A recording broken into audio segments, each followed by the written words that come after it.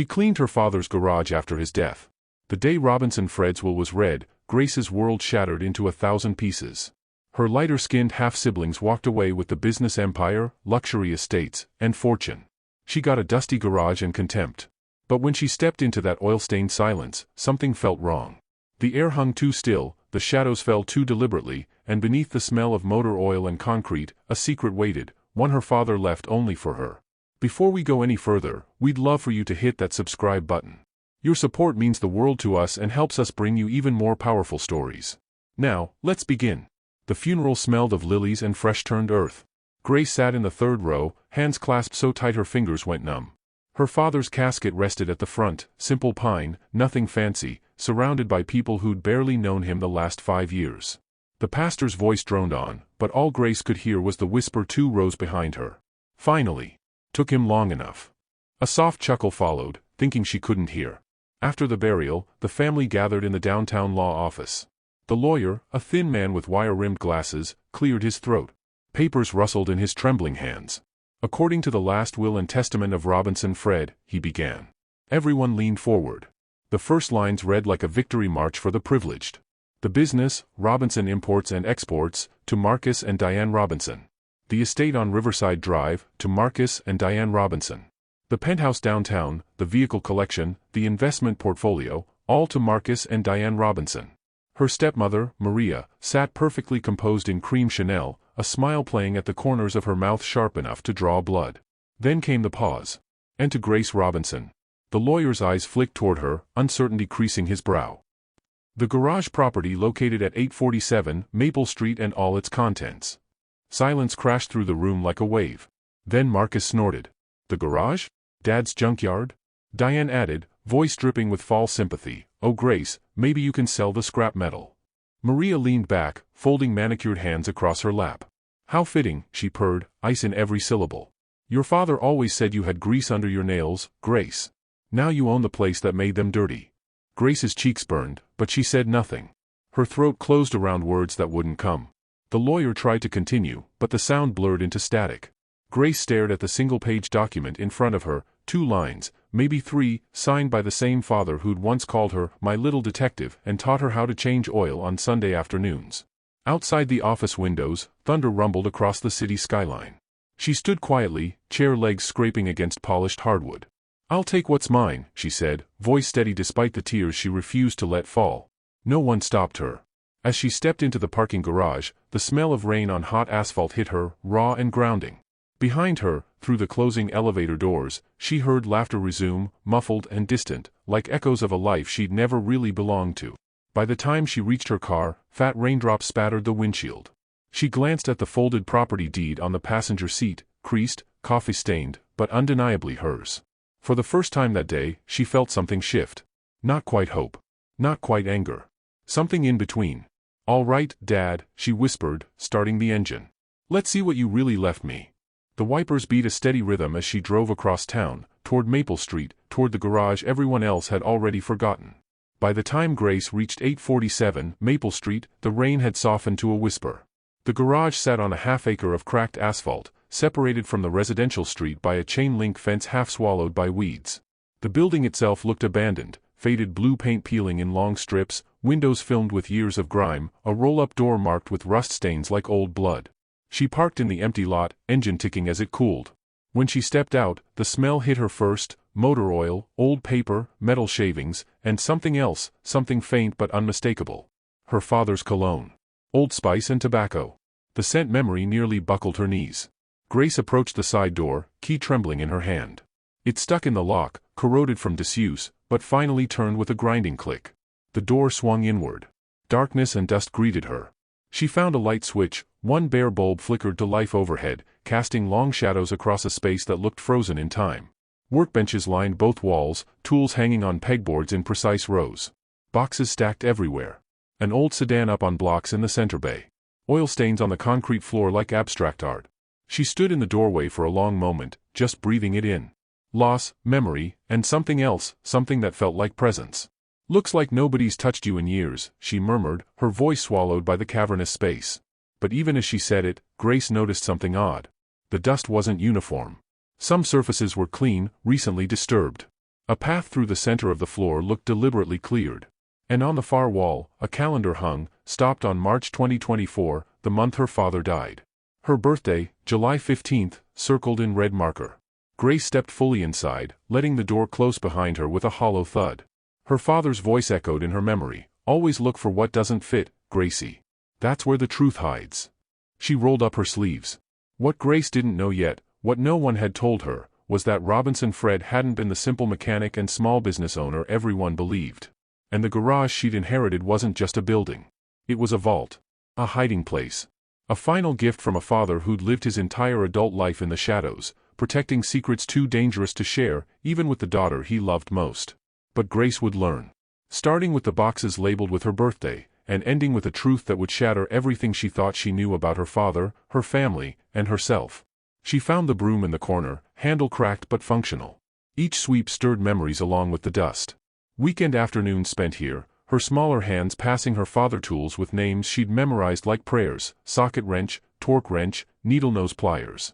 His patient voice explaining compression ratios and timing belts, treating her questions with the seriousness of a colleague, never a child. "Why this, Dad?" she whispered to the empty space. "Why not something they couldn't laugh at?" The dust revealed patterns as she worked. Cleared paths between specific workbenches. Boxes stacked deliberately, labeled with years: 2001, 2008, 2015, 2022. Her birthdays. Every single one. Tools arranged not randomly, but in grouped sequences, metric to standard to metric again, like coded messages. A photograph tumbled from a high shelf, landing face up near her feet. She bent, breath-catching. Her father, younger by decades, kneeling beside 7-year-old Grace. Both grinning, both with matching grease smudges on their cheeks. His arm around her shoulders, pride radiating from the faded image. Grace pressed it to her chest, tears finally breaking free. Grace returned at dawn with supplies from the hardware store: industrial cleaner, heavy-duty trash bags, work gloves, and coffee strong enough to strip paint. Determination replaced grief, at least for now. She worked methodically, section by section. The birthday boxes yielded strange contents: yellowed receipts from businesses she'd never heard of, newspapers with articles circled in red, notebooks filled with strings of numbers that looked like coordinates or codes. Nothing made sense individually, but together they hummed with purpose. Then she noticed the tool wall. Wrenches hung in deliberate disorder: large, small, small, large, medium. Not by size. Like a sequence. A code. "Always look for what doesn't fit, Gracie," her father's voice echoed in memory. "That's where the truth hides." Grace's eyes traveled across the garage with new awareness. There, a wall section near the corner. Same paint, different texture. She pressed her palm against it. Hollow thud. Her pulse quickened as she ran her fingers along the edges. Something caught beneath her thumb. Carved shallow into the wood, GR. She pressed the initials. Click. The panel swung inward on hidden hinges, releasing stale air from a narrow cavity. Inside sat a fireproof lockbox, scratched and battle-worn.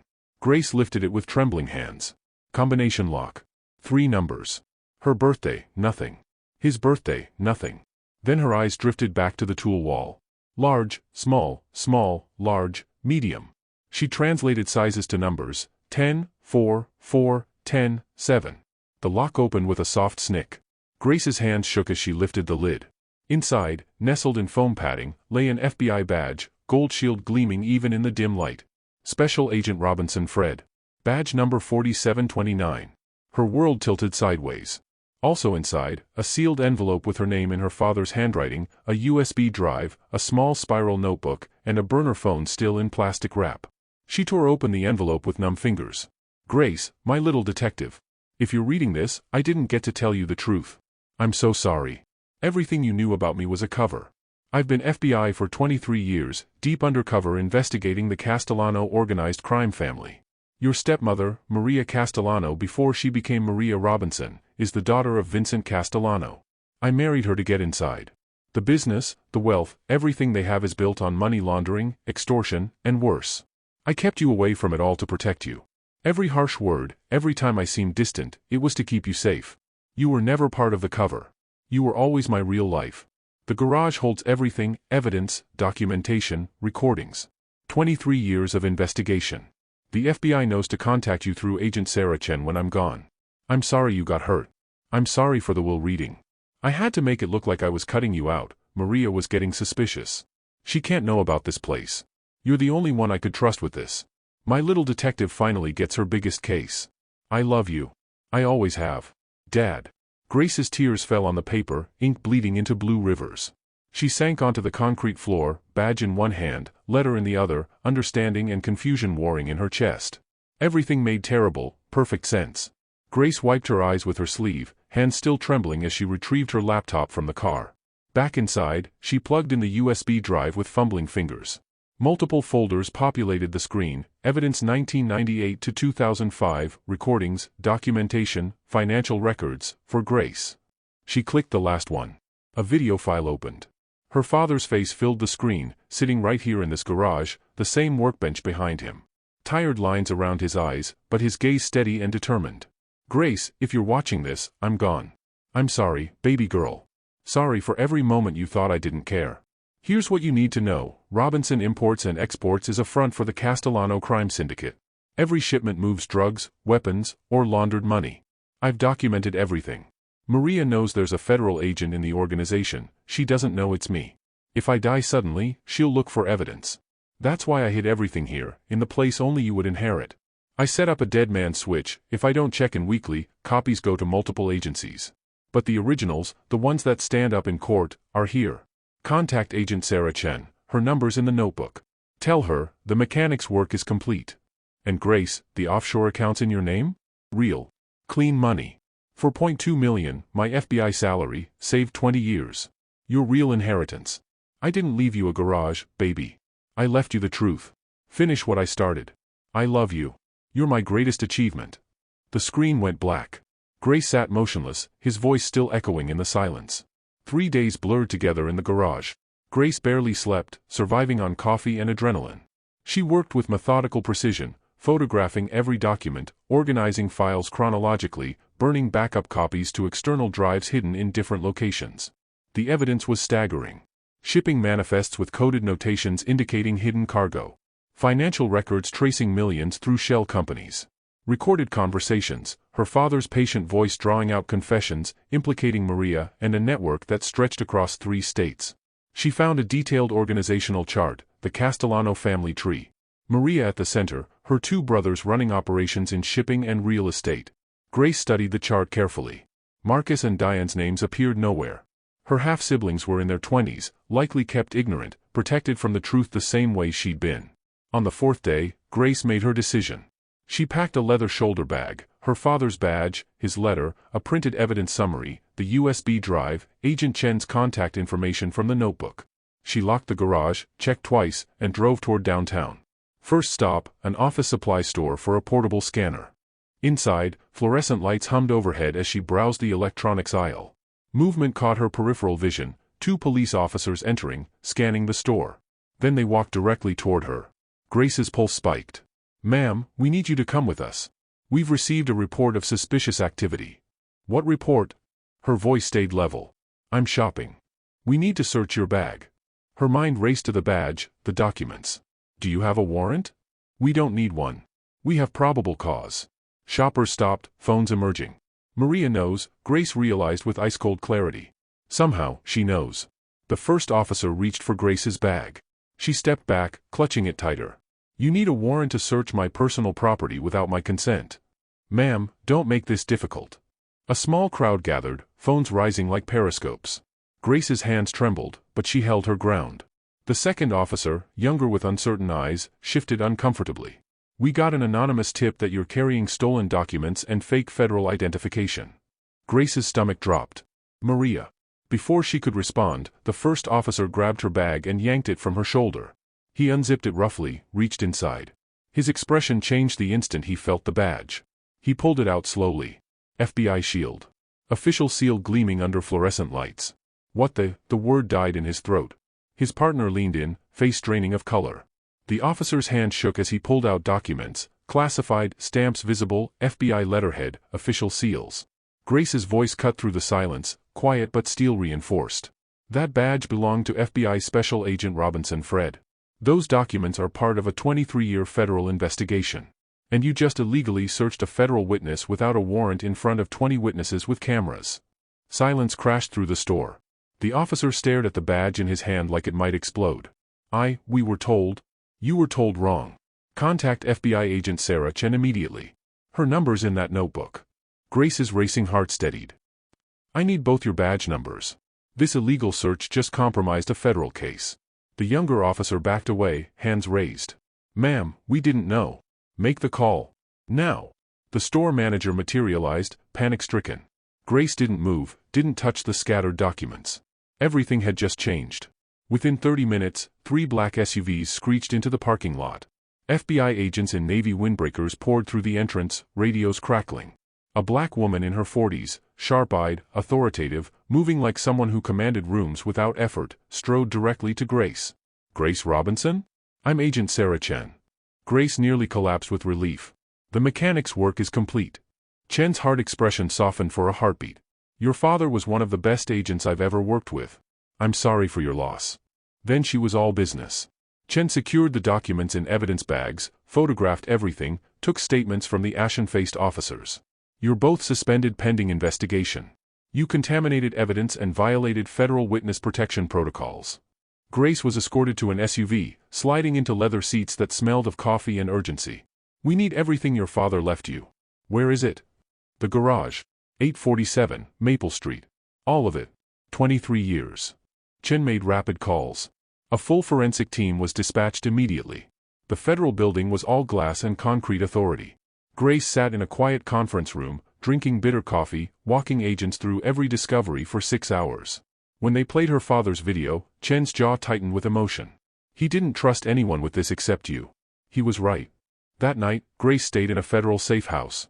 Television on mute, breaking, major federal operation underway. Her phone buzzed. Marcus. Diane. Confused, scared texts. She didn't answer. Chen sat across from her. Tomorrow, we execute search warrants. Your stepmother's world ends at dawn. 2 months later, Grace stood in the garage, transformed now. Fresh paint gleamed on the walls. Organized shelves replaced chaos. Her father's FBI badge rested in a shadow box, centered like an altar. Below it, a brass plaque, FBI Special Agent Robinson Fred, 1975 to 2024, 23 years of service. The news coverage had been spectacular, decades-long organized crime operation dismantled, hero agent's daughter delivers final evidence. Maria, her brothers, 17 associates, all arrested in coordinated dawn raids. The family business seized, properties frozen. Marcus and Diane were cleared, victims of their mother's manipulation. They'd reached out cautiously. Grace had answered. The police department issued formal apologies. The federal government unfroze her inheritance, $4.2 million, legitimately earned. Today, Agent Chen arrived carrying a wooden box. The director wanted you to have this personally. Inside, her father's posthumous commendation, the FBI's highest honor. A letter thanking Grace for her courage. And a photograph of her father receiving his badge 23 years ago, young and fiercely determined. He talked about you constantly, Chen said softly. Every meeting, he'd mention his daughter. Said you had his instincts. Said you'd do something important. Grace touched the badge through glass. He didn't leave me a garage. He left me the truth. And the courage to stand for it. Chen smiled. He'd be proud. What now? Grace gestured around the transformed space, desk, computers, filing cabinets. Professional signage waited by the door. Robinson Investigations. Helping people find truth when everyone else gives up. She met Chen's eyes. Dad taught me to look for what doesn't fit. To trust my instincts. To never stop digging. He trained you well. After Chen left, Grace sat at her new desk. First client consultation, tomorrow. She placed the childhood photograph beside his badge, both with grease-stained hands, both grinning. Thank you, Dad. For the truth. For trusting me. For teaching me real inheritance isn't money, it's integrity. Outside, afternoon sun made the garage glow golden. Above the door, Robinson Investigations, Truth Matters. Grace opened her laptop, began her first case file. Her father's legacy wasn't just evidence. It was the woman she'd become. The garage wasn't where his story ended. It's where hers truly began. Thank you for watching till the end. Click subscribe and let me know the lessons you learned in the comment below, and turn on the notification bell because tomorrow I will be giving you another story just as interesting as this one, and you don't want to miss it.